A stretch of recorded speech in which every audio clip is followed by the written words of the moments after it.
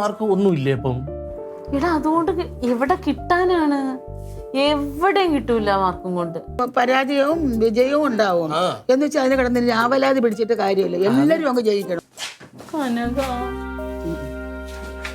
പോയി 411 മാർക്കുള്ളൂ.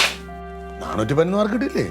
ഞാനാണെങ്കിൽ എല്ലാരോടും പറഞ്ഞും പോയി അമ്മ അവള് ഡോക്ടറൊക്കെ പോവാന്ന്.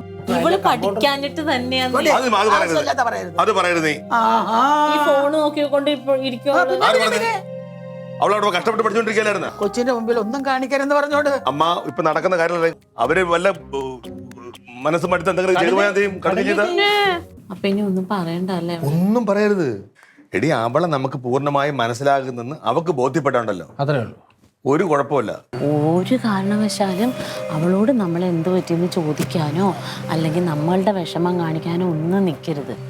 പെണ്ണിന് മനസ്സിന് വിഷമം തട്ടുമെന്ന് അവിവേകം. ചില പിള്ളേരൊക്കെ ഇങ്ങനെ ആത്മഹത്യയൊക്കെ ചെയ്യാൻ പോകുന്ന അങ്ങനെയൊക്കെ കാണിക്കുന്നു. അതുകൊണ്ട് ഒരു കാരണവശാലും ചോദിക്കരുതെന്നാ പറഞ്ഞേക്കണേ. ബ്ലേഡ് ഇട്ട് നോക്കട്ടെ എന്നും പറഞ്ഞ് പുറത്തെവിടെയോ പോയി. ബ്ലേഡ് നോക്കട്ടെ എന്നും പറഞ്ഞു. എന്താ